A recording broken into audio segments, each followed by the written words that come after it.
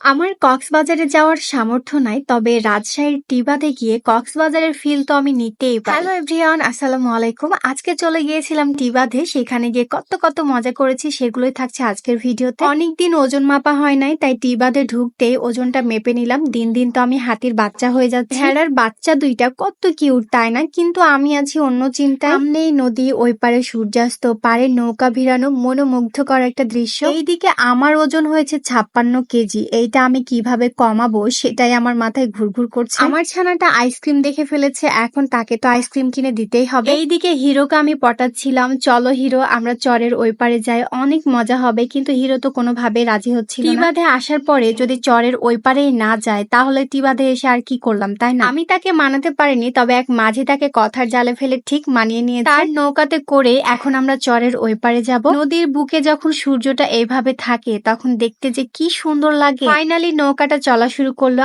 আর আমার মনে আনন্দ বাড়তে শুরু করলো। আমি তো অনেক এক্সাইটেড। আমি এতদিন ধরে রাজশাহীতে আছি, যতবার এই টিবাধে আসছি, আইবাধে গিয়েছি, কিন্তু কখনোই আমাকে চরের ওই পারে কাজল সাহেব নিয়ে যায় না। আমাদের মতো আরো অনেকে আসছে যাচ্ছে এখানে। চরের মধ্যখানে আসলে অন্য রকম একটা ভালো লাগা কাজ করে। চারিদিকেই শুধু পানি আর পানি, আর মধ্যখানে জেগে ওঠা বালির উপরে আমরা। আমাদের আনন্দ দেখে নিশ্চয়ই বুঝতেই পারছেন, লজ্জা শরম সবকিছু টিবাধের ওই পারে রেখে আমরা চরের এই পারে আসছি। এক একজনের ভালো লাগা, ভালো থাকা এক এক রকম। আমাদের যেভাবে ভালো লাগে আমরা সেইভাবেই থাকি। অন্যের খারাপ লাগবে বলে নিজেকে তো আর গুটিয়ে রাখতে পারি না। ইচ্ছা ছিল যে বছর থেকে আমাদের পথ চলা শুরু হয়েছিল, সেই বছরগুলো বালিতে লিখে তার উপরে হাতে হাত রেখে হাঁটবো। আজকে সেই ইচ্ছেটাও পূরণ করে নিলাম। 2016 সালে শুরু হয়েছিল আমাদের পথ চলা, আজ 2025 সাল। আলহামদুলিল্লাহ, একসাথে আমরা এতগুলো বছর কাটিয়ে ফেলেছি, কিন্তু কখনো বুঝতেই পারি। হঠাৎ করে দেখতে পেলাম নদীর এইখানে অনেকগুলো পুঁটি মাছ ভেসে আসছে। মাছ জিনিসটা এমন, দেখলেই ধরতে মন চায়। অনেকে তো নদীতে বড়শি দিয়ে মাছও ধরতে আসছিল। আমার ছানার বাবা খুবই সচেতন একটা মানুষ, সে আমাদেরকে খুব দূরে পারে নিয়ে যায় নাই। নৌকার কাছে যেখানে অনেক মানুষজন ছিল সেখানে আমাদেরকে নিয়ে ব্যস্ত ছিল। ছানাটার ব্যাপারে